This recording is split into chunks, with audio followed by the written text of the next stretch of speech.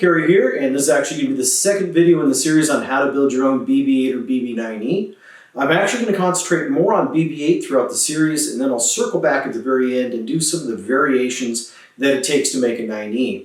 And the reason why is the only real difference between the two is the circle panels and the head. So we'll go ahead and we'll focus on BB-8, and then we'll move forward from there.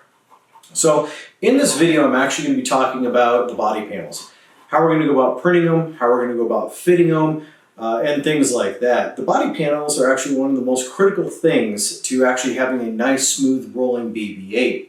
And there's a few different reasons why. The first thing is you need to have the entire ball as smooth as you possibly can. And the reason why is because BB-8's head rolls on casters. Now, just like a skateboard going down the sidewalk, if you hit a crack, you're going to go flying. The same thing goes for BB-8's head. It's rolling on casters, so if your body panels don't fit right to one another, his head goes flying. So with this series, or at least with this video, I'm actually going to be releasing my own series of body panels. And the difference between the club and mine is, at least the main difference, is that mine are only 3 millimeters thick, whereas the club are a little bit over 6. Why is that important? Well, BB-8's head not only rolls on the casters, but at the same time, how it stays on the ball is with two different series of magnets. One inside of the ball, which is the BMM, or ball magnet mount, and one in the dome, DMM, dome magnet mount. So the closer that you can get those magnets to each other, the stronger the magnetic attraction. And what that means is you can now go with smaller magnets if you manage to get your head closer, which makes the dome lighter. The lighter you can get the dome, the more articulate it's going to be and the less it's going to pull the ball around. So rather than going with 6 millimeters, what I did was I redesigned the panels down to 3 millimeters, trying to make the ball as smooth as I possibly could. What I did was I removed any of the, we're going to call them cosmetic dips that are in all the different panels. So for instance, on this one, you might have some dipping around here. And what happens if you have the little cosmetic dips in the panels, when BB-8's head is rolling along and it hits those dips, it causes the head to move in and out a tiny bit. And at the same time, if it catches the caster at all, rather than having his head rolling smooth, what you'll see is the head will do one of these types of things as it's moving around. How I created my panels is I actually did not start with the club panels. I started from scratch. And what I did was I found high-res photographs after the movie came out, and I was able to go in and take the photographs and compare them against my panels as I drew them. So they're extremely accurate, or at least as accurate as I can get them off of movie photographs. At the same time, what I've done is I've made it so that way all the panels interlock to each other. So normally, if you look at the triangles, for instance, and you print triangles, let me step back a little bit. If you print a 6 millimeter thick panel, or anything thicker than that, what happens is, let's say your printer is off by a tiny bit, so you have a little bit of a warp to the panel. There's no way to really adjust for that. By going with a 3 millimeter panel, what you actually have is some natural flex to the panel.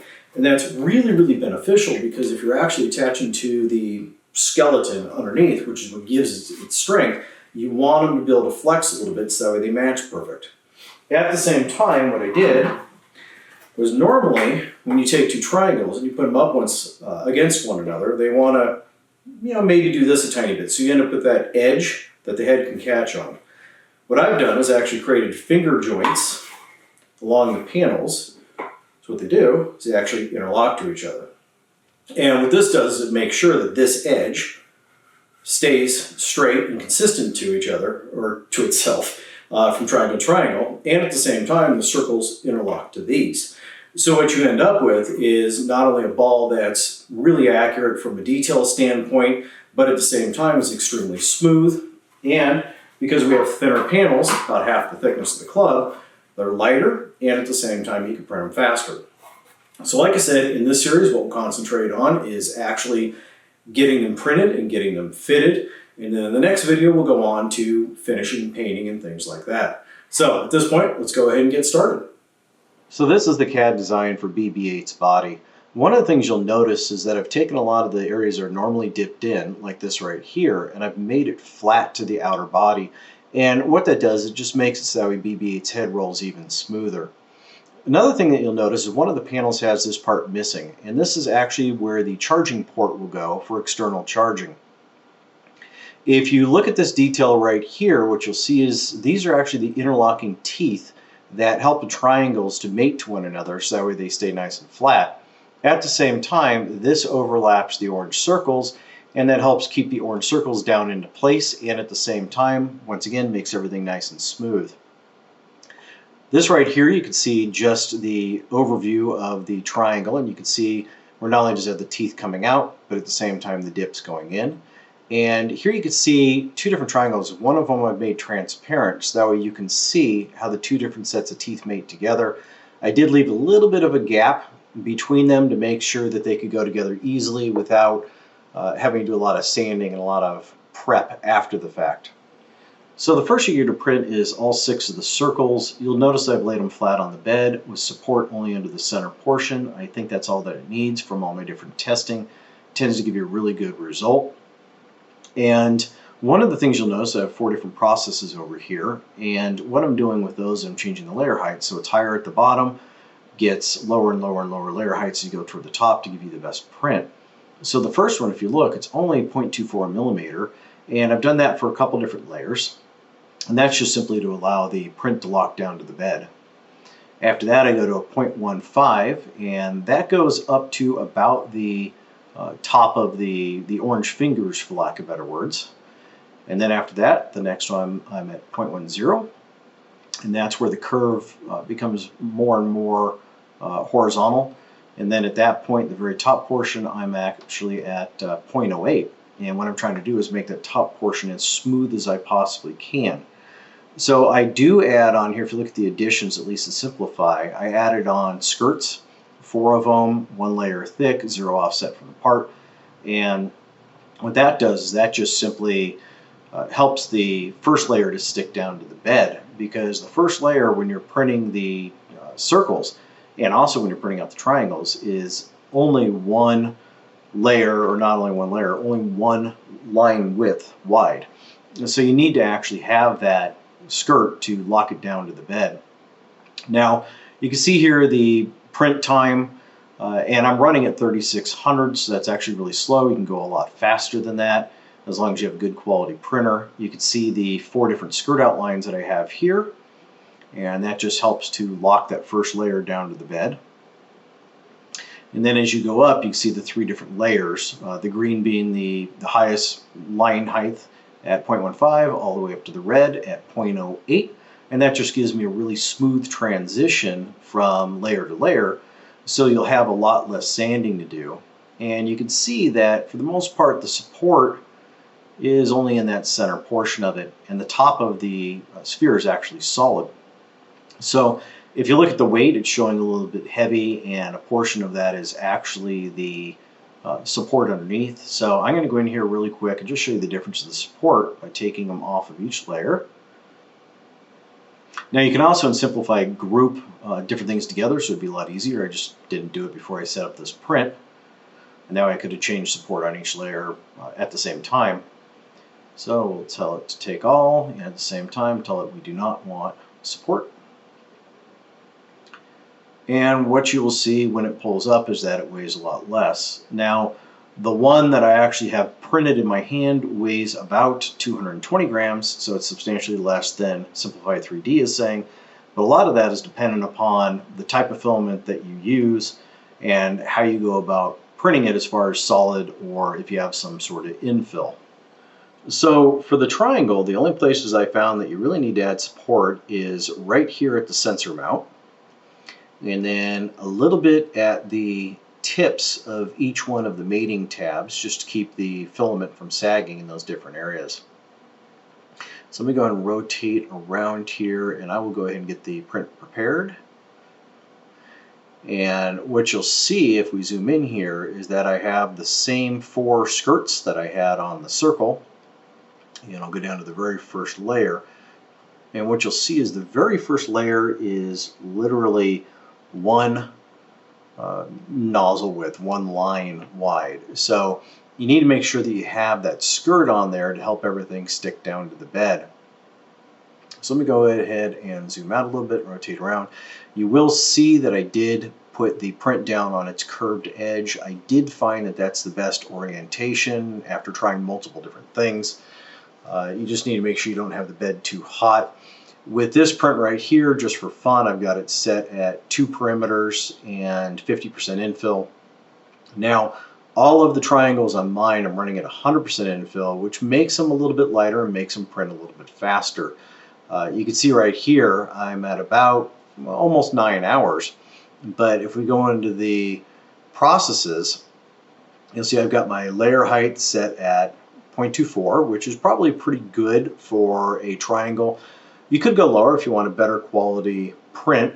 I do have the infill set at rectangular or rectilinear, and 50%. Support, I do add support, 15%. I do a base layer for support, which helps it stick to the bed. And then I do the dense support layers toward the top to give the print a little bit better, a little bit more area to stick to. For temperature, I do run hot because I'm running a carbon fiber filament. But if you look at my speed though, I'm only at 3600. So if you speed up the print because you're not using a carbon filament, and depending upon your printer, you can actually make the print go substantially faster. I have run these with PLA. I've run almost double the speed, and I've gotten my print time down to 5 or 6 hours. So you can do that, but you do sacrifice quality. What I'll do is I'll put it up to 100% here, so just so you can see the difference on the weight of the filament and the amount of time. You'll see that it shows almost 10.5 hours at about 140 grams. In reality, this I printed out of PLA and they weigh about 110 grams with a solid print, and I have not tried it at 50% infill. I've always done solid, but you guys can give it a shot and give me some sort of feedback as to how well it worked out. So after you have a couple panels that are printed, the first thing we're going to do is we're going to try actually doing some fitting to make sure that everything is printing to the right scale. Even on my prints, I do have a little bit of a shrinkage issue towards one edge, but I want to give you the basic idea. And in the essence of trying to get the video out in time, to get the files out in time, to get everybody ready for celebration, what I'm doing is I'm actually using some of my rejected prints, but I just want to give you guys the idea of how things should fit. As a matter of fact, you'll notice that I'm going to cheat a little bit and use one of my BB-8 panels just because I happen to have it. So you're going to go ahead and you're going to print out the ribs and put them into place. This, once again, is even a set of ribs off my BB-8. So you'll see I have the screws here, where the newer one doesn't have the screws anymore. But once again, this is just to give you guys an example of what needs to be done to properly fit the panels. So I would suggest starting out by printing out all of your circles, because after the circles are done, if you need to adjust the triangle prints, not only are they substantially faster to print out, but at the same time they're much easier to deal with. So I'd print all 6 of your circles, and as long as you can measure your circles and these holes are even, and you can check to make sure that you're actually getting a circular print, it's not oblong or anything like that, you should be okay. Make sure that on the back side of the print when you do this is not only with the circles but also with the triangles, sand out the back, because what will happen is you'll get rough spots on the back from the print, and that will actually hold the print off of the ribs and hold the triangles off the skeleton, so things won't fit like they should. And it's not because your prints are off, or probably not because your prints are off, but it's most likely simply because you have junk on the back here that's holding it off. So start out by attaching the circle onto your ribs. Get this lined up.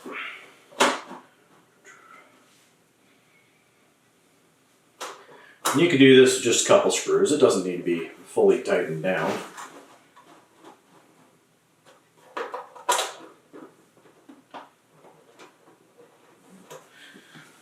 And I'm using my panel screws, which is what all of my actual thin panels are designed for. It is the only way that they will be designed, so I'm not going to go back and retrofit different types of screws and things. So if you're using my panels, the best thing to do is these screws. I suppose you could use an Allen key and a washer or something. I just don't think it's going to have the same cosmetics. So I've got one attached there. Next thing I'll do is I'll go through and I'll attach a couple different triangles. Now what I want to do is I want to start, say, on one area. And what we're going to do is we're actually going to capture the circle. So we'll put a triangle on one side, then put a triangle on the opposite side as well. Now, if you're putting on the triangle and you find that it's hard to get the screws to line up, a lot of time it's because the actual triangle panel itself has puckered. And what I mean by that is when you printed it, it bent inward like this. So what's happening is it's being held off in the center. So what you can do is you can put a little bit of pressure on the center of the panel, and what you'll find is that the screws usually line up a lot easier.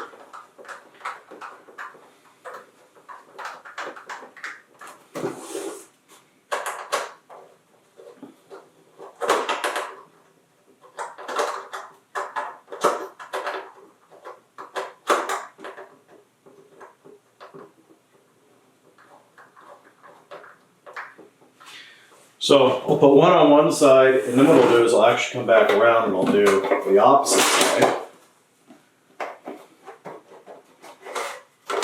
Right here.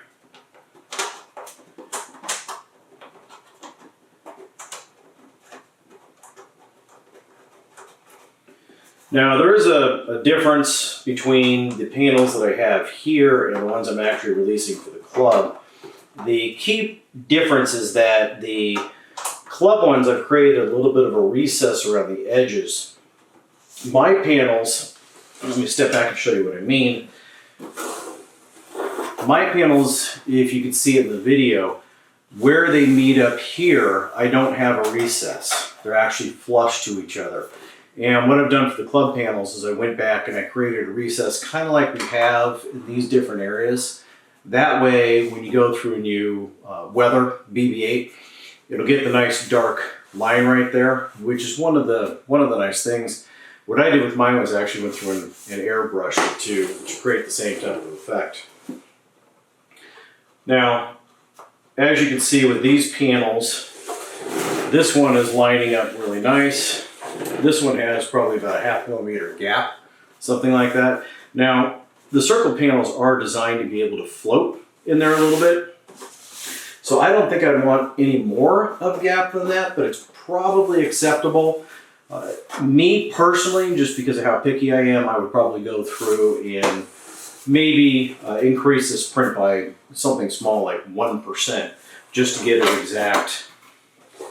So go ahead and capture the two different sides. The other thing you want to look for is when you put your two different triangle pieces together, and they're pushed down, these ends should be touching. Now there is a cosmetic groove once again on the club panels that I'm not showing here. Just like I said, these are actually panels that I printed 1.5 years ago. And so yours will be touching, but you will see a groove here. So just kind of look carefully. And you'll go through and attach this one as well. And what you're going to be looking for overall is just simply making sure that you don't have gaps here. And like I said, you can tell, let me move this one, but you can tell, see I have a little bit of a gap here. And that's due to this same panel shrinkage. So once again, these are old panels. And actually, let me back up and show one thing really quick, and I'll talk about it in a different portion. One of the things that's causing my fitting issue right now is there is a bend to this edge right here. So what happens is if you have your print and it's on the heat bed and it's printing, if the heat bed is too hot, what happens is the print compresses a tiny bit, and that creates this bent edge right here. Well, the other thing that does is once you get that bent edge, it also changes your dimensions on your triangle. So this dimension from here to here to here will be a tiny bit shorter than this to this to this, and that's because you have the the compression in the material. So one of the key things when you're printing these is I do suggest printing them on edge. I still think that's the best way to go about doing it. But you'll turn your heat bed down to the point where you're no longer getting this bent edge, but you are getting a print that actually sticks to the bed. So part of my issue, and like I said, these are actually rejected panels, and I rejected them because of things like that. With the 3mm panels, although they'll flex to meet up with the other panels easier, because you have less material, they are also more likely to have the ability to compress while printing because you don't have as much mass there holding it up. So the basic idea though is what you want to do is you're going to go through and put your circles on all the way around. Then at that point you'll go back and you'll do your triangles. So you'll take your triangle, you'll fit it, you'll make sure that not only is it flat down into the surface, but at the same time you're meeting your circle on all your different circles. Then you'll go through and also put another one on the other side. Now you can also see, hopefully you can see in the video, I've got, like I said, a 1mm gap. You see simply by me pushing down, the gap probably goes from 1mm to 1/2 mm, and that's the cupping I was talking about. You can see I can kind of move a tiny bit. Now once you get it screwed down into place, no longer an issue, it won't make any noise. But tightening down this panel would certainly help out with that. So when you are checking this, make sure to get your screws tight all the way around. So work your way around. For the most part, if you've managed to put a triangle here and put a triangle on the opposite side, and you have no gaps here and here, odds are your prints are probably pretty good, and what's going to happen is as you print the rest, they're going to fit as well. But like I said, I do suggest that print it, check it, print it, check it, and as you're printing, constantly check them. Now, one of the things that you may find, and it's just because of slight print variances, is that this triangle doesn't quite fit between these three circles, and maybe you've got a 1/2 mm gap or something like that. You may find that if you simply move that same triangle over to here next to a couple other circles that suddenly it's a little bit tighter. And I think that's a combination of print variances. When you assemble the skeleton, you had a slight variance in the skeleton, things of that nature. And one of the things that you will notice if you go back and you look at BB-8 pictures in the movie is that the circles, for the most part, stay in the same orientation on the ball.